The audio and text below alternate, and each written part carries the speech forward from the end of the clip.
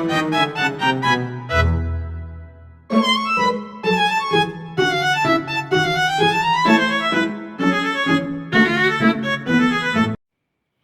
bab 1 pendahuluan, yakni pada latar belakang, dijelaskan bahwa manajemen kurikulum merupakan salah satu aspek penting dalam manajemen pendidikan yang berfokus pada perencanaan, pelaksanaan, evaluasi, dan pengembangan kurikulum di tingkat pendidikan, menurut Nasir Usman dan Murniati. Begitu juga manajemen kurikulum di SDN 1 Cempeh memiliki peranan yang sangat penting dalam menciptakan proses pendidikan yang efektif dan berkualitas. Kurikulum merupakan panduan yang mengatur tujuan, isi, dan metode pembelajaran yang harus diterapkan dalam pendidikan. Oleh karena itu, pengelolaan kurikulum yang baik adalah kunci untuk mencapai tujuan pendidikan yang diharapkan.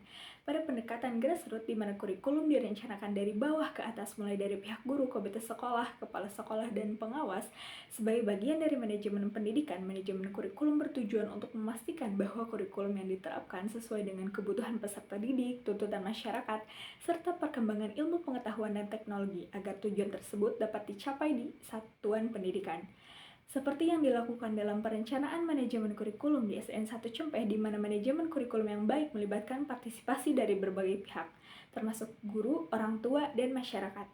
Keterlibatan ini sangat penting untuk memastikan bahwa kurikulum yang diterapkan dapat memenuhi kebutuhan dan harapan semua pihak.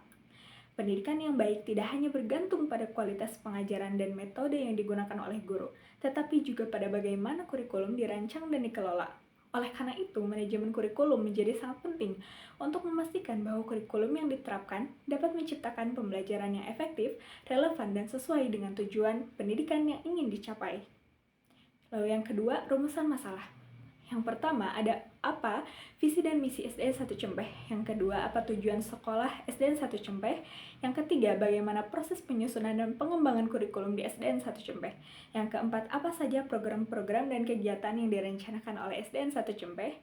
Yang kelima, bagaimana pengelolaan anggaran di SDN 1 Cempeh. Lalu, yang ketiga ada tujuan observasi. Yang pertama untuk mengetahui visi dan misi SDN 1 Cempeh. Yang kedua untuk mengetahui tujuan dari SDN 1 Cempeh. Yang ketiga untuk mengetahui proses penyusunan dan pengembangan kurikulum di SDN Cempeh. Yang keempat untuk mengetahui program-program dan kegiatan yang direncanakan oleh SDN 1 Cempeh. Yang kelima untuk mengetahui pengelolaan anggaran di SDN 1 Cempeh. Lalu yang keempat ada manfaat dari makalah yang kami buat. Makalah manajemen kurikulum ini dapat memberikan informasi mengenai visi, misi, dan tujuan dari SDN 1 Cempeh kepada pembaca. Informasi ini akan membantu untuk memahami arah dan tujuan pendidikan di sekolah tersebut. Kemudian, pembaca akan mengetahui tentang pengelolaan, penyusunan, dan pengembangan kurikulum, program-program kegiatan yang direncanakan, serta pengelolaan anggaran di SDN 1 Cempeh. Pada bab 2 landasan teori. Yang pertama ada pengertian kurikulum. Istilah kurikulum berasal dari bahasa Yunani, yakni kurir yang berarti pelari dan kurer yang berarti tempat berpacu. Dalam bahasa Prancis, kurikulum berasal dari olahraga atletik pada zaman Romawi kuno. Kurikulum adalah jarak yang harus ditempuh oleh seorang pelari dari start sampai finish untuk mendapatkan medali atau penghargaan. Hal tersebut menurut Zainal Arifin pada tahun 2011. Menurut Daniel Tanner dan Laurel Tunner pada tahun 1975, kurikulum ialah pengalaman pembelajaran yang direncanakan dan dipandu serta hasil pembelajaran yang diinginkan. Dirumuskan melalui rekonstruksi sistematis pengetahuan dan pengalaman sekolah untuk pertumbuhan berkelanjutan dan penuh kehendak siswa dalam kompetensi sosial pribadi. Fungsi dan peran kurikulum. Yang pertama ada fungsi penyesuaian, the adjustive or adaptive function. Kurikulum harus mampu mengarahkan siswa agar mampu menyesuaikan diri, yaitu mampu menyesuaikan diri dengan lingkungan mereka, baik lingkungan fisik maupun sosial mereka. Karena lingkungan itu sendiri dapat berubah atau dinamis. Siswa juga harus mampu menyesuaikan diri dengan perubahan yang terjadi di lingkungan mereka. Yang kedua ada fungsi integrasi, the integrating function. Siswa adalah bagian penting dari masyarakat. Jadi mereka harus memiliki kepribadian yang dibutuhkan untuk hidup dan berintegrasi dengan masyarakatnya. Yang ketiga ada fungsi diferensiasi. The differentiation function. Setiap siswa memiliki perbedaan yang unik. Kurikulum harus disesuaikan untuk memenuhi kebutuhan masing-masing siswa menurut fungsi diferensiasi. Yang keempat, ada fungsi persiapan. The propedeutic function. Kurikulum diharapkan dapat mempersiapkan siswa untuk hidup dalam masyarakat jika mereka tidak dapat melanjutkan pendidikannya. Yang kelima, ada fungsi pemilihan. The selective function. Fungsi pemilihan ini sangat erat hubungannya dengan perbedaan individual siswa. Berarti pula bahwa kurikulum harus memberikan kesempatan kepada siswa untuk memilih program belajar yang sesuai dengan minat dan kemampuannya. Yang keenam, fungsi diagnostik. The diagnostic function. Menurut fungsi diagnostik, kurikulum harus mampu membantu dan mengarahkan siswa untuk memahami dan menerima kekuatan atau potensi dan kelemahan yang dimilikinya setelah siswa memahami kekuatan dan kelemahan mereka. Itu menurut Zahra pada tahun 2023. Lalu selanjutnya ada peranan kurikulum menurut Omar Hamalik pada tahun 1990. Yang pertama ada peranan konservatif. Peranan konservatif menekankan bahwa kurikulum dapat digunakan untuk memberikan nilai-nilai warisan budaya masa lalu kepada generasi muda, khususnya siswa, yang dianggap masih relevan dengan masa kini. Yang kedua ada peranan kreatif. Ilmu pengetahuan dan komponen lainnya selalu berkembang, menekankan bahwa kurikulum harus mampu mengadaptasi diri dengan perubahan. Yang ketiga ada peranan kritis dan evaluatif. Karena nilai-nilai dan budaya masyarakat selalu berubah, pewarisan nilai-nilai dan budaya masa lalu kepada siswa harus disesuaikan dengan keadaan saat ini. Selanjutnya yakni pengertian manajemen kurikulum. Manajemen kurikulum yakni rangkaian pengelolaan kurikulum yang kooperatif, komprehensif, sistematik, dan sistematik dalam rangka mewujudkan ketercapaian tujuan kurikulum. Oleh karena itu, otonomi yang diberikan pada lembaga pendidikan dalam mengelola kurikulum secara mandiri dengan mengutamakan kebutuhan dan ketercapaian visi dan misi lembaga pendidikan tidak mengabaikan kebijaksanaan dari pemerintah yang telah ditetapkan. Lalu ada fungsi manajemen kurikulum. Salah satu tujuan manajemen kurikulum dalam proses pendidikan adalah memungkinkan perencanaan dan evaluasi kurikulum berjalan efektif, efisien, dan optimal. Dengan memberdayakan berbagai sumber belajar, fungsi manajemen kurikulum adalah sebagai berikut. Yang pertama, meningkatkan efisiensi sumber daya kurikulum. Yang kedua, meningkatkan keadilan atau equality, kesempatan pada peserta didik untuk mencapai hasil yang maksimal. Yang ketiga, ada meningkatkan relevansi dan efektivitas pembelajaran sesuai dengan kebutuhan peserta didik maupun lingkungan. Yang keempat, meningkatkan efektivitas kinerja guru maupun aktivitas siswa dalam mencapai tujuan pembelajaran, pengelolaan kurikulum yang profesional, efektif, dan terpadu. Yang kelima, meningkatkan efisiensi dan efektivitas proses belajar mengajar. Proses pembelajaran selalu dipantau dalam rangka melihat konsistensi antara desain yang telah direncanakan dengan pelaksanaan pembelajaran, sehingga implementasi dapat berjalan optimal antara guru maupun siswa. Yang keenam, meningkatkan partisipasi masyarakat untuk membantu mengembangkan kurikulum. Kurikulum yang dikelola secara profesional akan melibatkan masyarakat, khususnya dalam mengisi bahan ajar atau sumber belajar perlu disesuaikan dengan ciri khas dan kebutuhan pembangunan daerah setempat. Prinsip-prinsip manajemen kurikulum. Yang pertama, produktivitas. Produktivitas manajemen kurikulum adalah kemampuan untuk menghasilkan kualitas pendidikan dengan memanfaatkan sumber daya yang ada secara efektif, efisien untuk mencapai tujuan pendidikan. Yang kedua, demokratisasi. Manajemen kurikulum harus dilakukan secara demokratis yang menempatkan peserta didik, pelaksana, dan pengelola pada posisi yang sesuai untuk mencapai tujuan kurikulum. Yang ketiga, kooperatif. Berarti semua pihak harus bekerja sama dengan baik untuk mencapai hasil yang diinginkan. Nah, yang keempat adalah efektivitas dan efisiensi. Nah, efektivitas pendidikan merupakan indikator keberhasilan organisasi pendidikan dalam mencapai tujuan, sehingga kegiatan tersebut memberikan hasil yang berguna dalam waktu yang relatif singkat. Nah, efisiensi manajemen kurikulum terkait dengan penggunaan sumber pendidikan yang ada secara efektif sehingga dapat mencapai keadaan yang optimal. Nah, yang kelima, mengarahkan visi, misi, dan tujuan yang ditetapkan dalam kurikulum. Nah, manajemen kurikulum harus diterapkan dalam proses pendidikan agar perencanaan, pelaksanaan, dan evaluasi kurikulum berjalan lebih efektif, efisien, dan optimal dalam memberdayakan sumber belajar, pengalaman belajar, maupun komponen kurikulum. Nah, kegiatan dalam manajemen kurikulum menurut Nasir Usman dan Murniati, kegiatan manajemen kurikulum lebih berfokus pada pembinaan kelancaran situasi pembelajaran yang membahas isu-isu mengenai pendidikan dalam konteks implementasi kurikulum.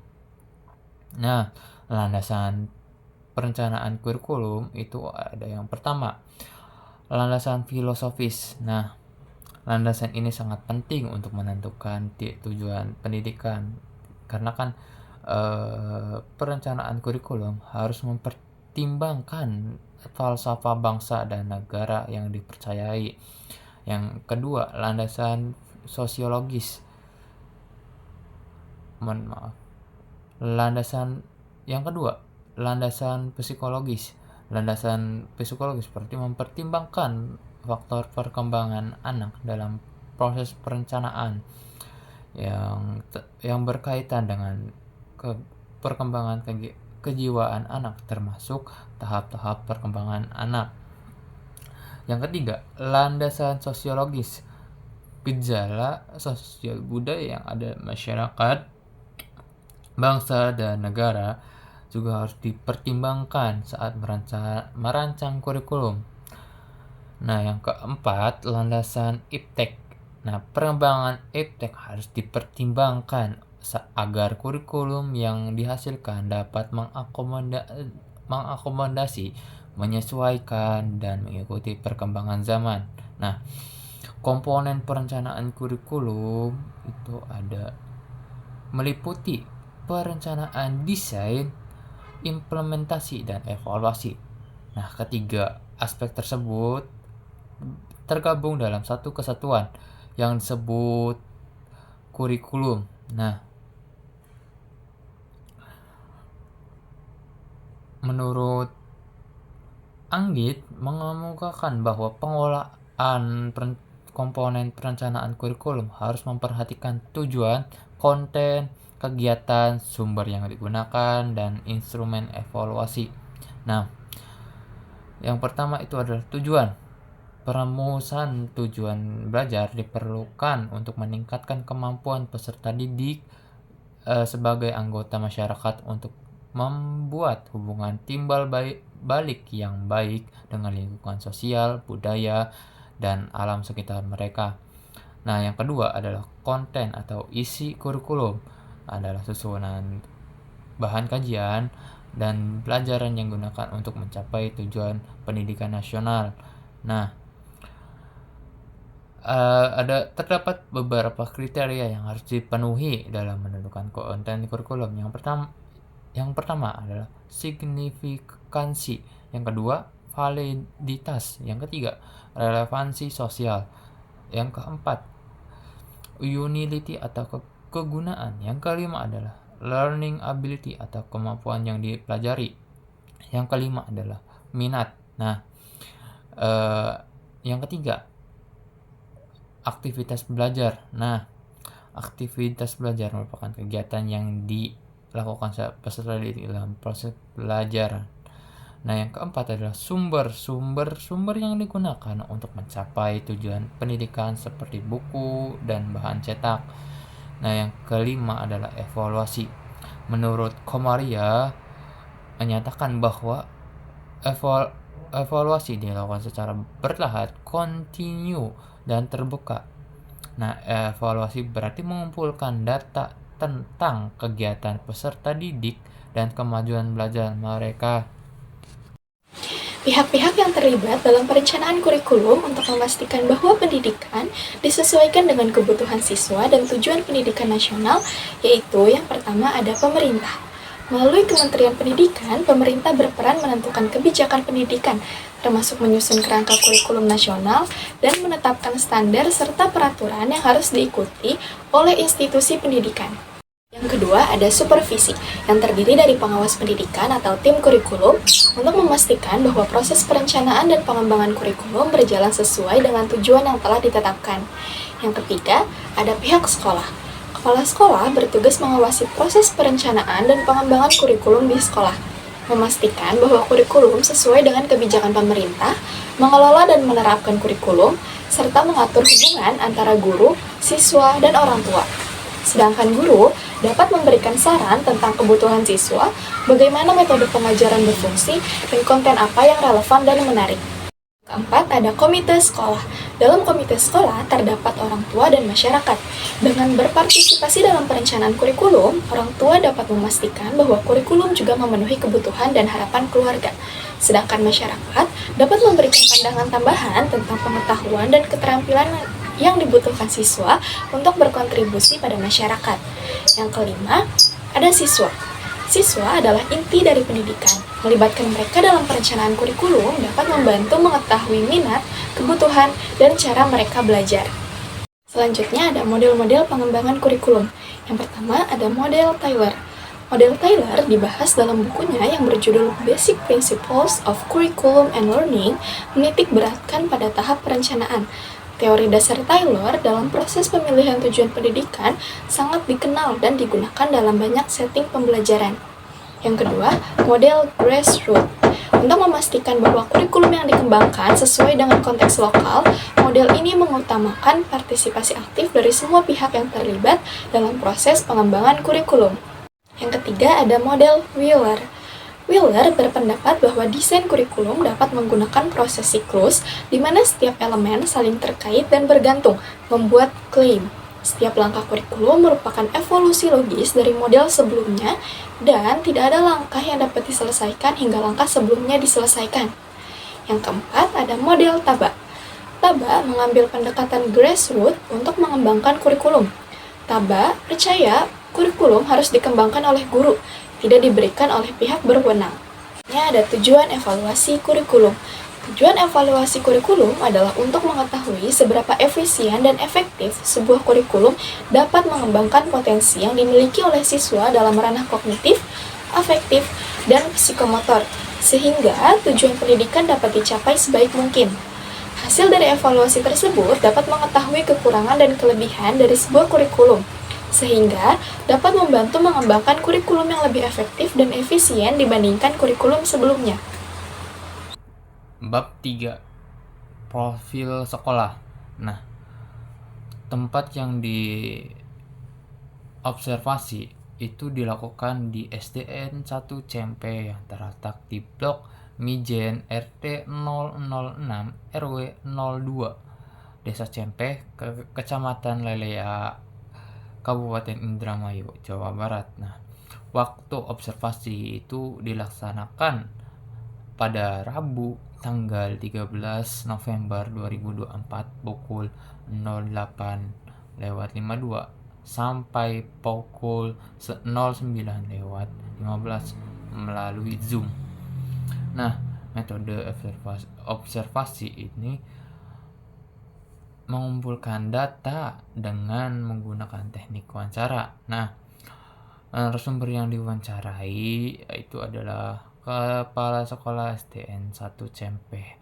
Nah, yang selanjutnya profil sekolah. Nah, dalam profil sekolah itu terdapat nama sekolah yaitu UPTD SDN 1 Cempe, NPSN 2021-6811. Nah, status negeri, akreditas B, bentuk pendidikan adalah SD dan bentuk kepemilikan atau status kepemilikan pemerintah daerah.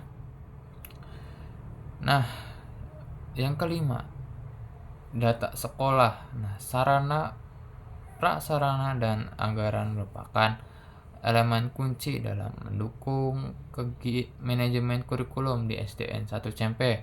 Nah, masing-masing aspek ini memiliki peran yang signifikan dalam menciptakan lingkungan belajar yang efektif dan mendukung proses pendidikan. Nah, yang pertama itu adalah sarana dan prasarana. Sarana pendidikan mencakup semua fasilitas yang digunakan dalam proses atau aktivitas pembelajaran. Di SDN 1 CMP, penyediaan sarana yang memadai adalah langkah awal untuk mendukung manajemen kurikulum. Ruang kelas yang nyaman dan cukup luas memungkinkan siswa untuk belajar dengan fokus. Nah, prasarana mencakup infrastruktur yang mendukung kegiatan pendidikan. Nah, di SDN 1 CMP, fasilitas seperti ruangan olahraga dan ruangan kesenian memberikan kesempatan bagi siswa untuk mengembangkan keterampilan di luar akademik yang merupakan bagian integral dari kurikulum. Nah, ada beberapa sarana. Yang pertama itu ada ruangan kelas yang berjumlah 6, ruangan kepala sekolah berjumlah 1, ruangan guru berjumlah 1, ruangan ibadah berjumlah 1, gudang berjumlah 2, lapangan upacara berjumlah 1, dan toilet berjumlah 3. Nah, pegawai dan ketenaga pendidikan atau PTK itu ada. Yang pertama adalah guru. Guru di SDN 1 CMP berjumlah 7 yang terdiri dari 1 laki-laki, 6 perempuan. Nah, tenaga pendidikan itu berjumlah 1, yaitu laki-laki 1 dan perempuan 2. Jadi ada 2 ketenaga pendidikan. Nah, yang selanjutnya itu adalah peserta didik. Di SDN 1 CMP, peserta didik ada berjumlah 144 yang terdiri dari 78 laki-laki dan perempuan 66. Nah, untuk materi selanjutnya itu data sekolah. Nah, dana sekolah diperoleh dari bantuan operasional sekolah atau BOS yang diterima SDN 1 CMP dapat diketahui yaitu 139 juta pada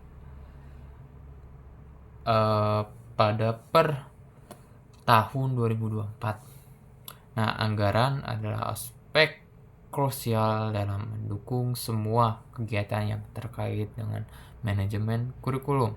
Nah, di SDN 1 CMP, alokasi anggaran yang tepat dapat menentukan seberapa efektif kurikulum dapat diimplementasikan. Nah, dengan dana yang cukup memungkinkan pengadaan sarana dan prasarana yang dibutuhkan serta mendukung pelatihan yang memadai dan pengembangan profesional bagi guru. Nah, dengan pelatihan yang memadai, guru dapat mengadaptasi dan menerapkan kurikulum terbaru dengan lebih efektif.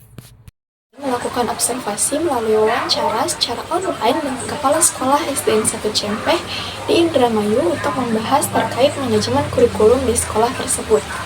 SDN 1 CMP mulai menggunakan kurikulum Merdeka Belajar sejak tahun ajaran 2023-2024. Jumlah keseluruhan di SDN 1 Cempe terbilang cukup banyak, yaitu per 15 November 2024 terdapat sekitar 144 siswa.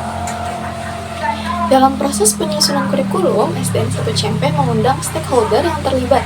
Surat undangan akan disampaikan kepada kepala sekolah, guru, komite sekolah, dan pengawal sekolah bila diperlukan, agar mereka dapat bekerja sama dan saling memberikan masukan dalam menyusun kurikulum yang sesuai dengan kebutuhan dan perkembangan peserta didik.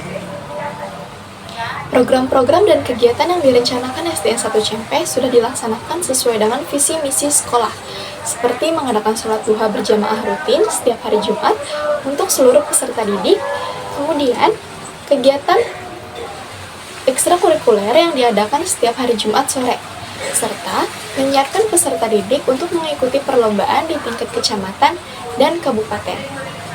Dengan melibatkan peserta didik dalam kegiatan ekstrakurikuler dan program keagamaan, sekolah tidak hanya berfokus pada aspek akademis saja, tetapi juga pada pengembangan karakter dan keterampilan sosial peserta didik.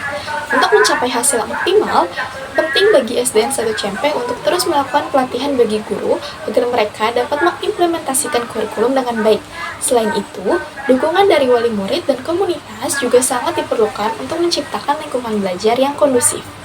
Dalam pengalokasian dana untuk mendukung pengembangan kurikulum, pengelolaan anggaran disesuaikan dengan RKHS yang sudah disusun oleh SDN 1 Cempe.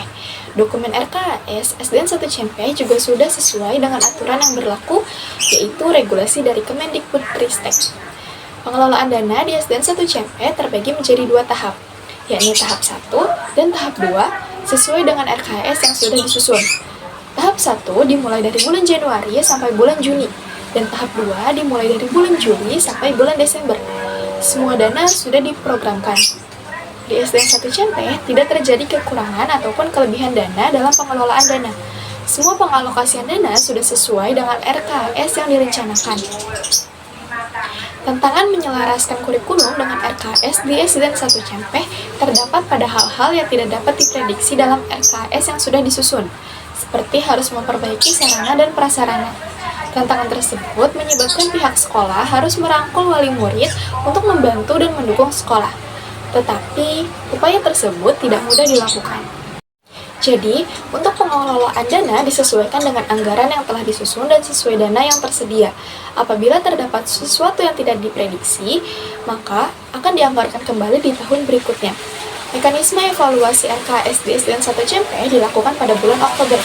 Evaluasi ini dilakukan agar pengelolaan dana, baik dana yang terserap, tidak terserap, ataupun belum dianggarkan, bisa direncanakan kembali di bulan Oktober. Indikator keberhasilan manajemen kurikulum dan RKHS di SDN 1 Cempe dapat dilihat dari pengalokasian dana, apakah terdapat kekurangan atau kelebihan dana. Dengan demikian, untuk mengatasi tantangan yang dihadapi dalam menyelaraskan kurikulum dengan RKHS, SDN 1 Cempe perlu mengembangkan strategi yang lebih proaktif dalam penggalangan dana dan memperkuat keterlibatan wali murid serta masyarakat.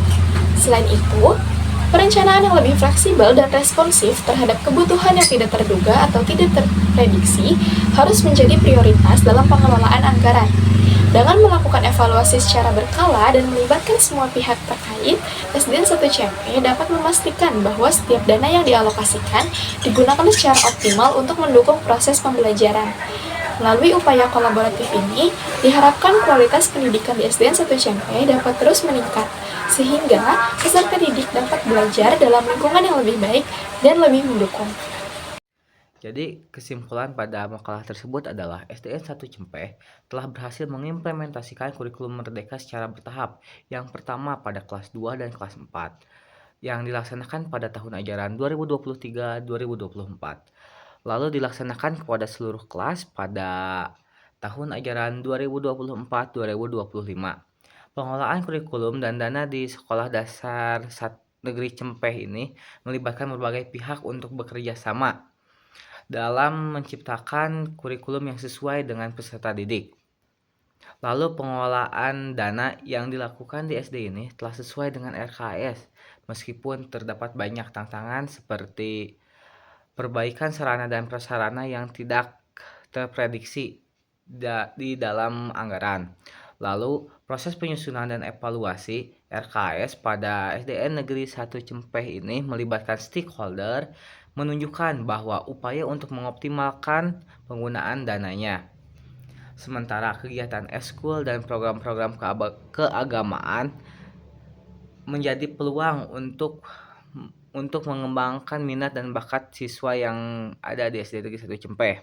Dengan memanfaatkan peluang dan mengatasi berbagai tantangan, SDN 1 Cempeh berpotensi untuk meningkatkan kualitas pada pendidikannya. Jadi saran yang diberikan oleh penulis pada SDN 1 Cempeh adalah SDN 1 Cempeh perlu meningkatkan efisiensi pengelolaan dana dan penyusunan kurikulum. SDN 1 Cempeh sebaiknya terus memperkuat kolaborasi dengan seluruh pihak terkait dalam upaya membangun komunikasi dan kerjasama dengan wali murid serta komunikasi lokal guna meningkatkan dukungan terhadap program-program sekolah, termasuk penggalangan dana untuk memperbaiki infrastruktur. Selain itu, pelatihan dan profesional guru diperlukan guna meningkatkan agar mereka lebih siap dalam pengimplementasian kurikulum Merdeka secara efektif.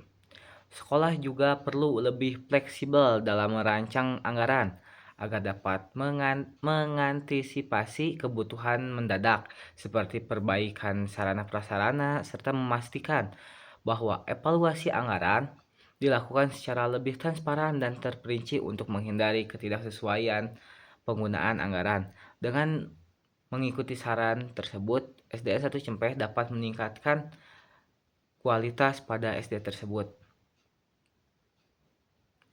Sekian pemaparan dari kelompok 7. Kami ucapkan terima kasih. Mohon maaf apabila banyak kesalahan. Wassalamualaikum warahmatullahi wabarakatuh.